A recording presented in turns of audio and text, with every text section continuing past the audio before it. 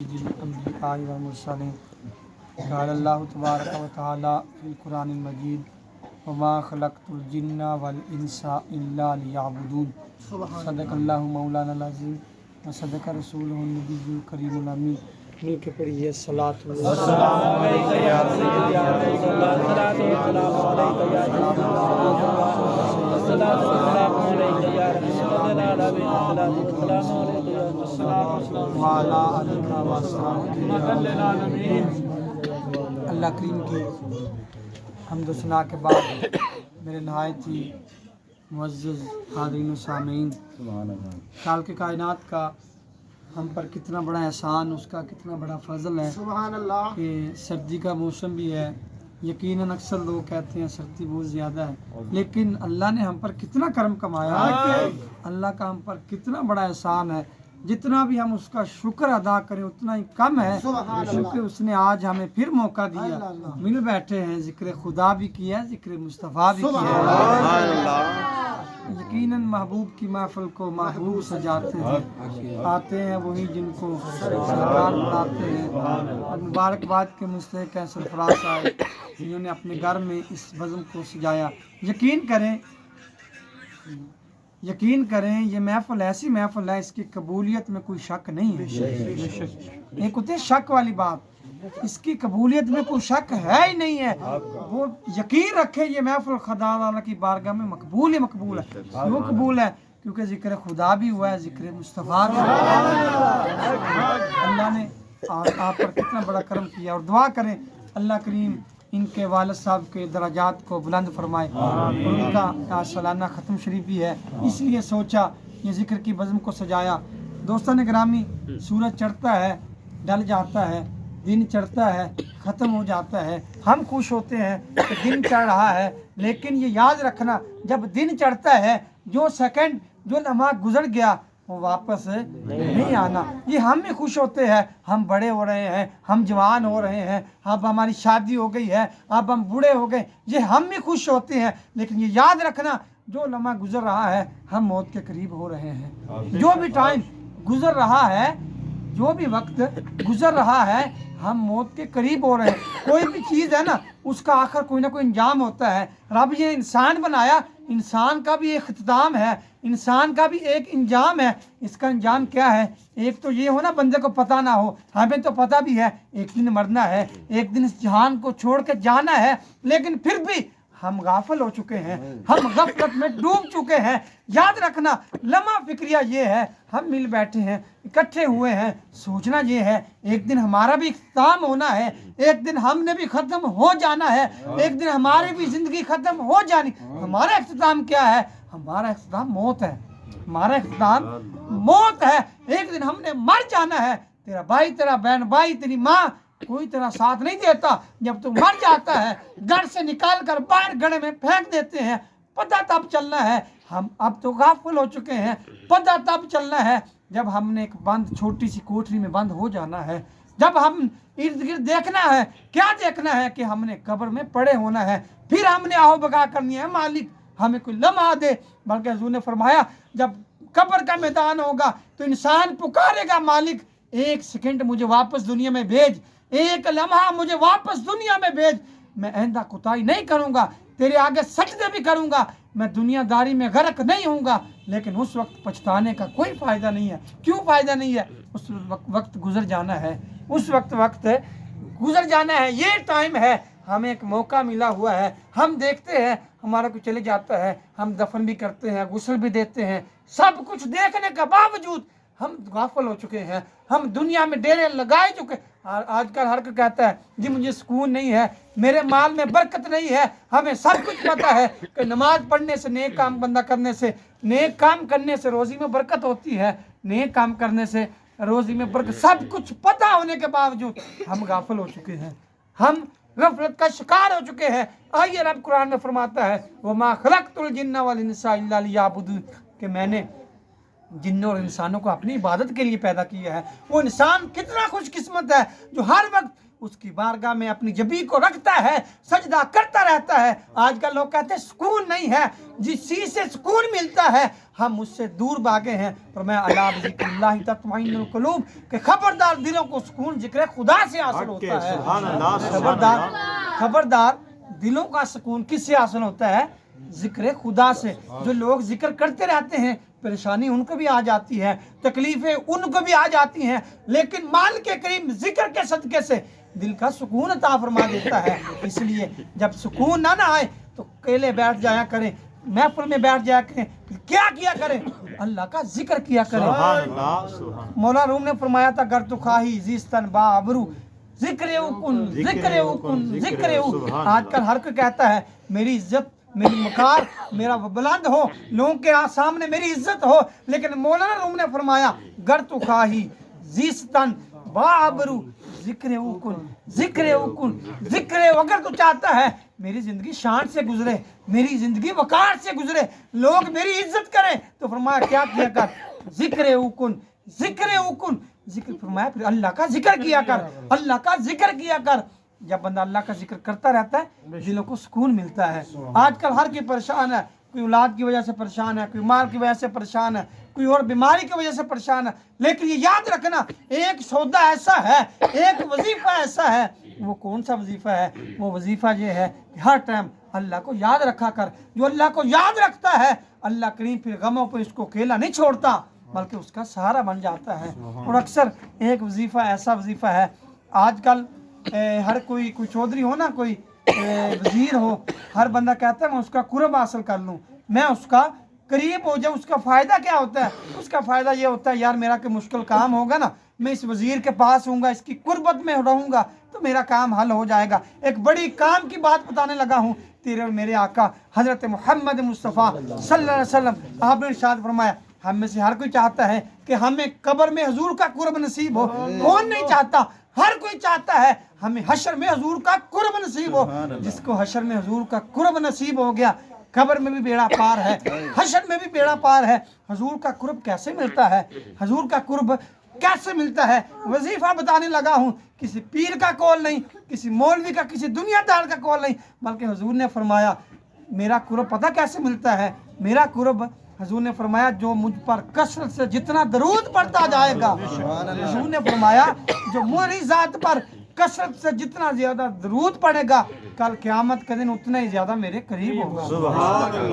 جتنا زیادہ درود پڑے گا اتنا زیادہ۔ یہ قربت کا فائدہ کیا ہوتا ہے؟ ایک صحابی ہے، آج کل کے دور میں کوئی زیادہ کتابیں پڑھ لے اس کے نام کے ساتھ شیخ الحدیث لگ جاتا ہے، شیخ القرآن لگ جاتا ہے، حافظ صاحب، علامہ صاحب، قاری صاحب، لیکن سب سے بڑے قاری تو صحابی تھے، ان کے ساتھ تو کوئی لقب نہیں لگتا، صرف ایک نام لگتا ہے، وہ کیا ہے؟ وہ صحابی کا لقب ہے۔ ہم جتنی بھی عبادت کر لیں ہم صحابی نہیں بن سکتے، ہم صحابی نہیں بن سکتے۔ کیوں نہیں بن سکتے؟ صحابی کا مرتبہ کیا ہے؟ صحابی کی شان کیا ہے؟ صحابی کا مقام یہ ہے انہوں نے اپنی آنکھوں سے ودعا کا چہرہ دیکھا۔ انہوں نے صحابی کا مقام، ہم جتنے بڑے غوث بن جائیں، کتب بن جائیں، تابع بن جائیں، لیکن صحابی کے خاک برابر بھی نہیں ہو سکتے۔ کیوں نہیں ہو سکتے؟ کیونکہ انہوں نے اپنی آنکھوں سے ودعا کا چہرہ دیکھا ہے، وہ کملی والا انہوں نے اپنی آنکھوں سے دیکھا ہے۔ قربت کا کیا فائدہ ہوا؟ وہ حضور کے قریب ہوئے تو اللہ نے ان کو صحابی کا رتبہ عطا فرمایا۔ اگر ہم حضور کے قریب ہوں گے قبر میں بھی ہمارا مخار ہوگا، حشر میں بھی حضور ہمارے قریب ہوں گے۔ تو وظیفہ کیا ہے؟ حضور نے فرمایا جو جتنا مجھ پر درود پڑے گا کل حشر کے میدان میں اتنا ہی میرے زیادہ قریب ہوگا۔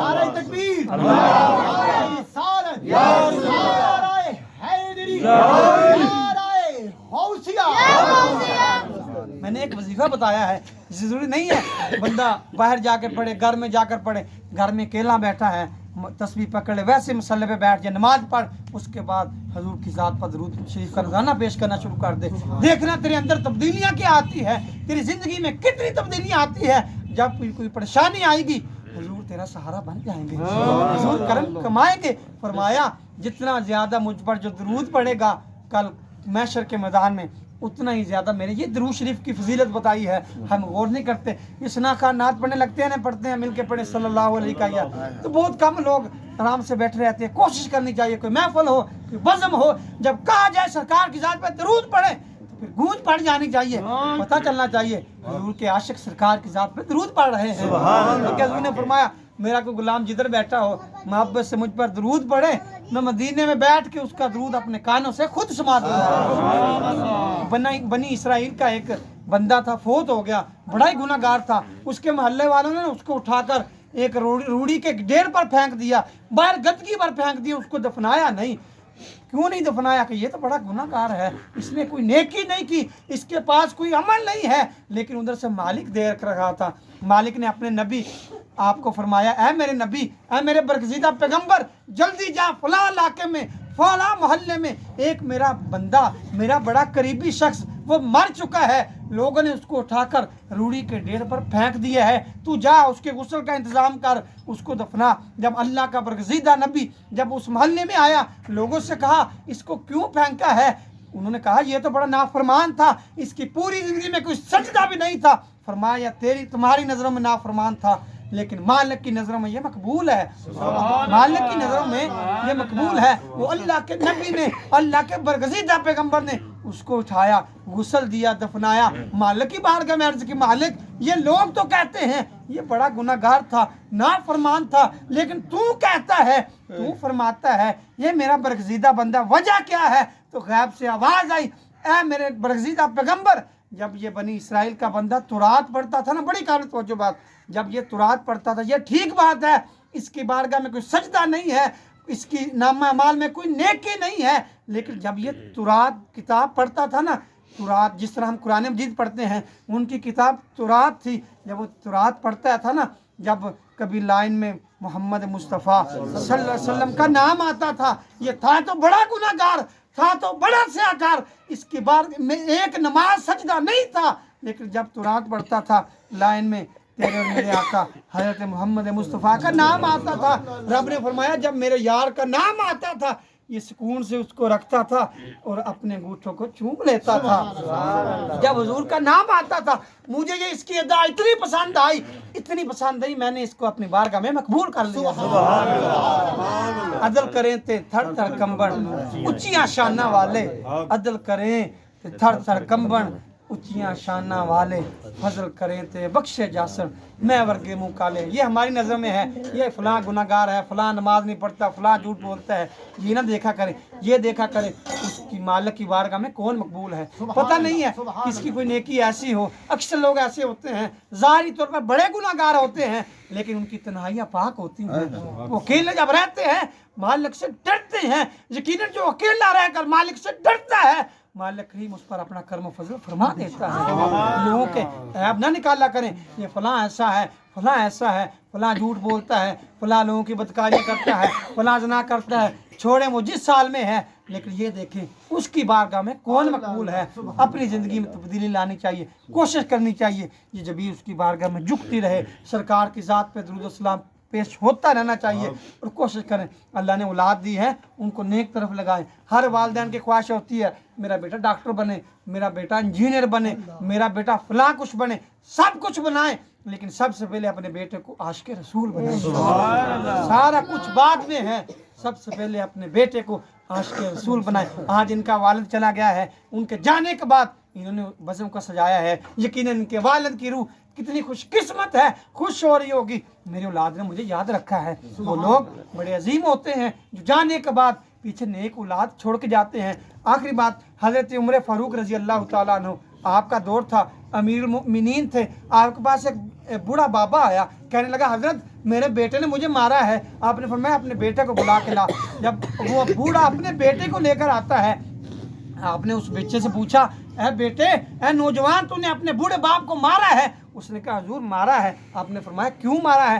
कहने लगा जब मेरा बाप, जब मैं छोटा था ना, ऊंट लेकर जाता था, दो ऊंट जब आपस में लड़ते थे, मेरा बाप एक ऊंट को मार देता, फिर दूसरे ऊँट को मारता, जब दोनों को मारता वो लड़ने से बाज आ जाते। रात होती है, बेटा कहता मेरा बाप और मेरी माँ लड़ रहे थे, मैंने देखा था जब दो ऊँट लड़ते थे मेरा बाप दोनों को मारता था। रात जब मेरी माँ और मेरा बाप लड़ रहे थे मैंने अपनी माँ को भी मारा, अपने बाप को भी मारा, क्योंकि जब ऊँटों को मारा जाता था वो दोनों झगड़ा छोड़ देते थे, इसलिए मैंने अपने बाप को भी मारा, अपनी माँ को भी मारा, ताकि ये भी झगड़ा छोड़ दें। तो आपने हज़रत उमर फारूक रज़ी अल्लाह तआला अन्हु, आपने उस बूढ़े बाबे से कहा, बाबे अब बुजुर्ग तेरा कसूर वाकई है, तेरे बेटे का कसूर नहीं है, तेरे बेटे का कसूर नहीं, क्यों नहीं है? क्योंकि तूने उसको सिखाया ही नहीं है, तूने उसको सिखाया ही नहीं। आजकल लोग कहते हैं मेरा बेटा मेरी बात नहीं मानता, मेरा फलां बच्चा मुझे मारता है, यकीनन ये तेरे बेटे का कसूर नहीं है बल्कि तेरी तरबियत में कसूर हो सकता है। अपने बेटे को दीन का हाफिज बना, दीन का आलिम दीन बना, यकीनन जो बच्चा तेरा दीनदार होगा वो तेरे पाँव भी चूमेगा, तेरे हाथ भी चूमेगा। क्यों चूमेगा? उसको अपने वालिदैन की कदर का पता होगा। हम दुनियादारी में खो चुके हैं, इस कदर खो चुके हैं। हम ये तो कहते हैं मेरा बेटा डॉक्टर बने, प्रोफेसर बने, लेकिन जब वो बेटा अपने माँ बाप को मारता है फिर हम रोते हैं।